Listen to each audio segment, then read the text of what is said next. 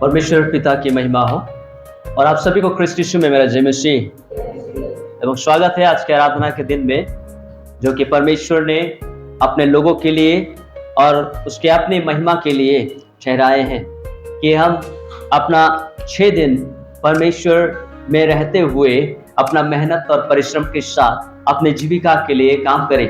परंतु जो पहला दिन है सप्ताह का, वो प्रभु को हम प्रदान करें।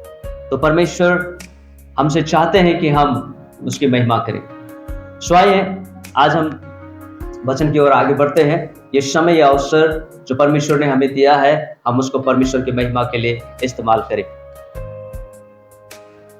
आज हमारा विषय है हमारे समस्या की घड़ी या परमेश्वर की ओर से आए हुए ताड़ना की घड़ी। हमारा समर्पण और हमारा प्रार्थना कैसा होना चाहिए या कैसा होता है। सुख के समय, खुशी के समय, आनंद के समय, स्वस्थता के समय तो हम परमेश्वर की प्रशंसा बड़े जोर शोर से और ऊंचे आवाज से और उछल कूद के देते हैं और उसके लिए हम दिल खोल के धन्यवाद करते हैं। लेकिन क्या हम समस्या की घड़ी और परमेश्वर की ओर से आए हुए ताड़ना की घड़ी हम उसी प्रकार का जोश रखते हैं? आज उस विषय में हम मनन करने जा रहे हैं। हमने पढ़ लिए हैं आयुब के पत्र उसके 2 अध्याय का 1 से लेकर 6 और लूका रचित सुसमाचार 22 का 39 से लेकर 46। तो इन दोनों पदों में पुराने और नए नियम से जो हमने पढ़े हैं वो परीक्षा का एक घड़ी था और दोनों परीक्षा में परमेश्वर पिता की इच्छा थी कि वो परीक्षित हो। परमेश्वर पिता की इच्छा थी। आयुब की जो परीक्षा हुई उसमें परमेश्वर पिता की परमिशन थी और जो प्रभु यीशु मसीह की परीक्षा हुई उसमें पवित्र आत्मा ने ही खुद प्रभु यीशु मसीह को लीड करके जंगल में ले गया ताकि दियाबलस के द्वारा उसकी परीक्षा की जाए। तो ये बात याद रखें, कई बार ज्यादातर 90% परीक्षाएं हमारे अपनी गलती के कारण होती है। समस्याएं हमारे अपनी मिस्टेक्स और अपनी अधर्मिकता के कारण होती है, लेकिन बाकी का जो वो परमेश्वर की ओर से और परमेश्वर की इच्छा के अनुसार होती है। क्यों? क्योंकि परमेश्वर के धर्मी जनों को निखारता है। परमेश्वर के जो धर्मी जन है, जो परमेश्वर के खोजी है, उसको निखारने के लिए उन पर परीक्षाएं और समस्याएं और ताड़नाएं आती है। तो दोनों प्रकार के लोगों के ऊपर समस्याएं आती है, ताड़नाएं आती है, लेकिन ये दोनों प्रकार के ताड़नाएं और समस्या का अलग अलग कारण होते हैं। दोनों एक ही कारण नहीं होता, कारण अलग अलग होते हैं। पहला हम देखेंगे, जब हम अन्य जाति से विश्वासी बन जाते हैं तो क्या हमारे जीवन में कभी कोई समस्या नहीं आती? जब हम अन्य जाति से, अर्थात चाहे हम किसी भी बैकग्राउंड से क्यों ना हो, हम प्रभु में आ गए, प्रभु को पहचान लिए, उनको अपना मुक्तिदाता बोल के ग्रहण कर लिए और बपतिस्मा ले लिए, इसका मतलब क्या यह है कि हमारे जीवन में कभी समस्या नहीं आएगी? प्रभु यीशु मसीह ने ऐसा प्रतिज्ञा कभी नहीं किया कि जब तू मुझे ग्रहण करेगा लोगों के बीच में, तो मैं तुझे ग्रहण करूंगा पिता परमेश्वर के सामने और मैं तुम्हारे सारे दुख और दर्द को, तुम्हारी समस्याओं को तुम्हारे जीवन में कभी आने नहीं दूंगा बोलकर प्रतिज्ञा नहीं। हाँ, उन्होंने ये कहा है कि तुम्हारे आंसुओं को मैं पोंछ डालूंगा। दैट मीन्स जब आप समस्या में होंगे, परीक्षाओं में होंगे, ताड़नाओं में होंगे, तब प्रभु यीशु आपके साथ होगा, आपको सांत्वना देगा और आपको सहायता करेगा। जैसे प्रभु यीशु मसीह जब गेत्सेमनी के बगीचा में प्रार्थना कर रहे थे, उस समय पर वह बहुत ही निराश था, बहुत ही परेशानी में था, उसका हृदय व्याकुल था और उस समय वो प्रार्थना कर रहे थे और प्रार्थना करते समय उसका जो पसीना है वो लहू की बूंद की तरह शरीर से निकल रहे थे और प्रार्थना करने के बाद स्वर्गदूत आकर उनकी सेवा से प्रकट हुआ। तो आज के दिन में हम विश्वासियों के जीवन में भी कहीं ना कहीं ऐसा ही होता है। वो हमें अकेला नहीं छोड़ता परीक्षा की घड़ी, समस्या की घड़ी, ताड़ना की घड़ी।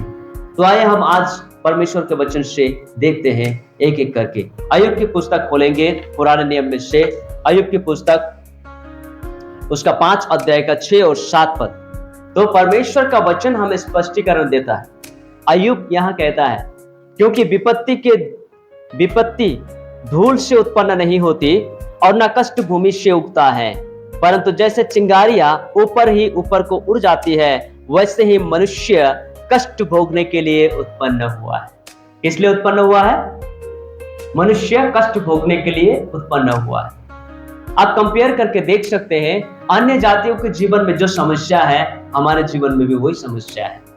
अन्य जातियों के जीवन में जो दुख है, हमारे जीवन में भी वही दुख है। उनके जीवन में जो चिंताएं हैं, हमारे जीवन में भी वही चिंताएं हैं। उनके जीवन में रोग बीमारियां हैं, हमारे जीवन में भी रोग बीमारियां हैं। कुछ अलग है क्या? कुछ हटके है क्या? तो कई प्रभु के जन ऐसा कहते हैं कि प्रभु में आने के बाद तुम्हें किसी प्रकार का कोई तकलीफ नहीं होगा, न तुम रोगग्रस्त होंगे, न तुम्हारी कोई घटी और कमी होगी, बल्कि सुसंपन्न रहेगा। क्या ऐसा ही होता है? हर एक के साथ ऐसा होता है?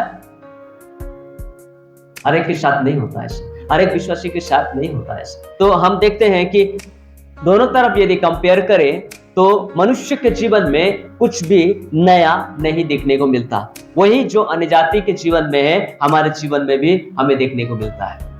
तो कहने का मतलब यह नहीं है कि परमेश्वर ने मनुष्य को दुख भोगने के लिए सृष्टि किया, ऐसा नहीं है, परंतु दुख मनुष्य ने खुद कमा के लाए। जब हम उत्पत्ति के पुस्तक में पढ़ते हैं तीसरे अध्याय में, तो वहां जब हम पढ़ते हैं तो हम क्या पाते हैं कि मनुष्य की अनआज्ञाकारिता के कारण से मनुष्य दुख और पीड़ाओं में पड़ गए। मनुष्य कष्ट और तकलीफ को अपना लिए, मतलब पड़ गए और मृत्यु में चले गए। मनुष्य को परमेश्वर ने मरने के लिए सृष्टि नहीं किया था।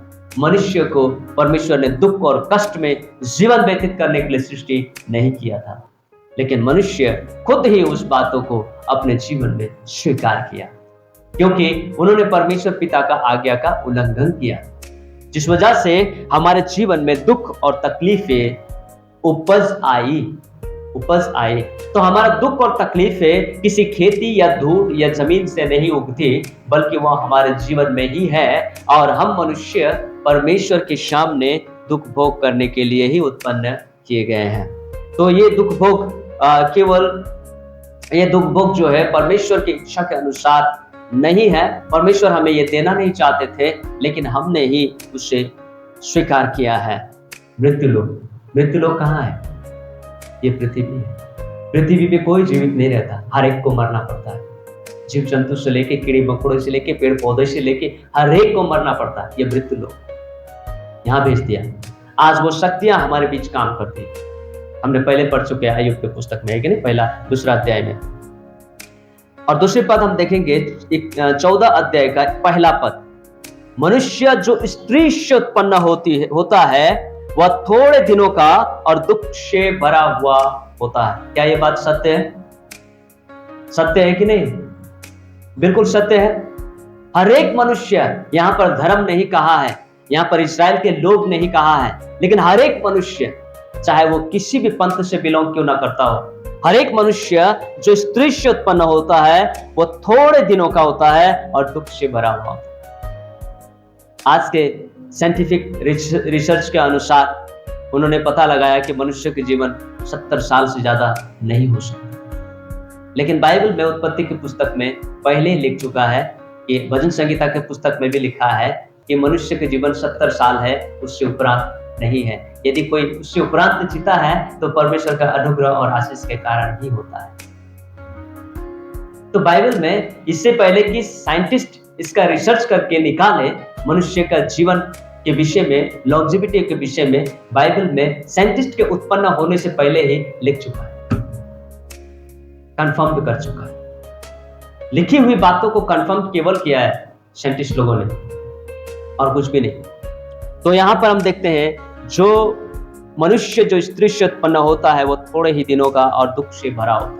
इसलिए हमें किसी बातों की चिंता करने की कोई आवश्यकता भी नहीं है, क्योंकि हमारे जीवन में दुख, तकलीफें, समस्याएं तो आती जाती रहती है ना। एक पुराना फिल्म का गाना है, वो गाना मैं कभी कभी गुनगुनाता हूं, है ना।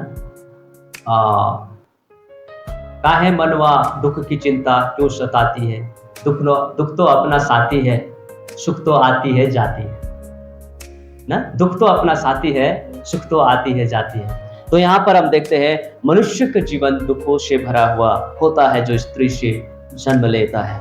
मत्ती रचित सुसमाचार 16 अध्याय का 24वां पद। यस, प्रभु यीशु ने भी यहाँ कहा है हम विश्वासियों को, चेलों को और आने वाले भावी विश्वासियों को क्या कहा है?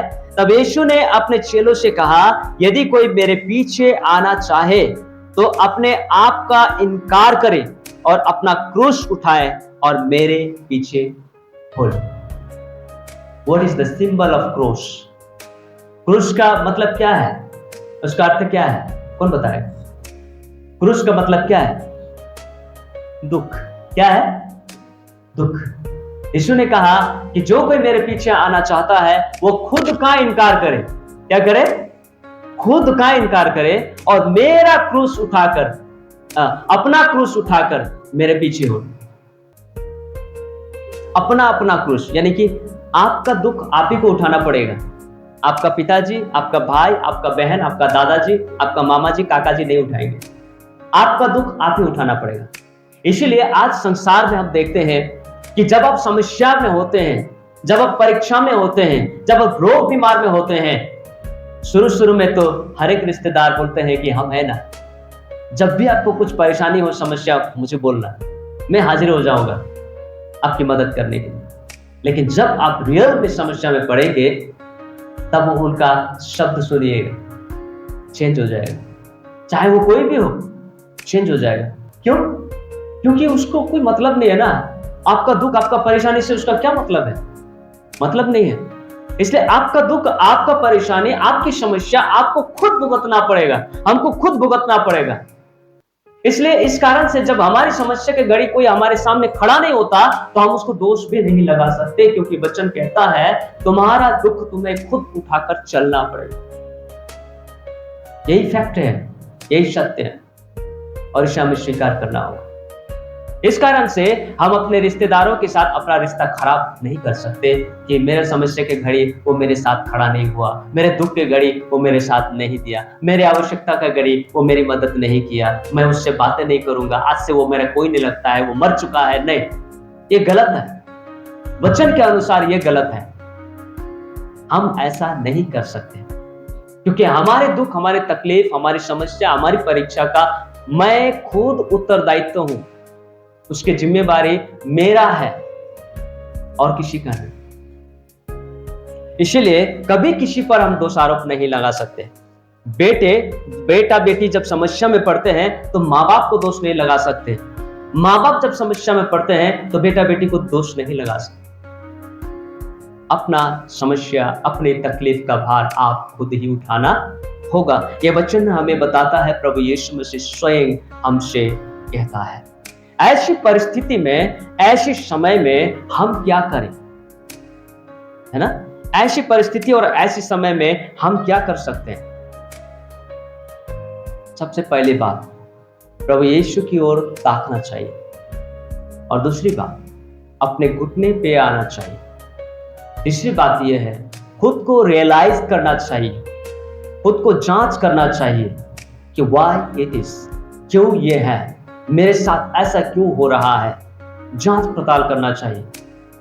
यदि नहीं, मेरा कोई दोष है नहीं, मेरा कोई गलती है नहीं, मैंने ऐसा परमेश्वर के विरुद्ध कोई पाप किया है नहीं, फिर भी मेरे साथ ऐसा हो रहा है, निश्चय कुछ तो कारण है। अय्यूब के साथ जब समस्या हुई, अय्यूब के साथ जब इतनी बड़ी घटना हुई, अय्यूब के मांस और हड्डी को शैतान ने छुआ, वो जो फोड़ा निकल रहे थे ना, पता है, वो हड्डी से फूट के बाहर की ओर निकल रहा था। तो उसकी वेदना, उसकी व्यथा कितनी थी होगी। और वो जानता था कि वो धर्मी व्यक्ति है, परमेश्वर के नजर में वो धर्मी है, वो कभी परमेश्वर के विरुद्ध पाप नहीं किया, लेकिन फिर भी उसने क्या कहा? परमेश्वर ने दिया, परमेश्वर ने लिया, इसलिए परमेश्वर के नाम की महिमा। उन्होंने परमेश्वर पर दोष नहीं लगाया और ना ही अपने किए पर पछताया, परंतु परमेश्वर को धन्यवाद। इसलिए आज यदि आपके और हमारे जीवन में कोई तकलीफ है, कोई समस्या आती है, तो हमें परमेश्वर को धन्यवाद देना चाहिए, उसकी प्रशंसा करनी चाहिए।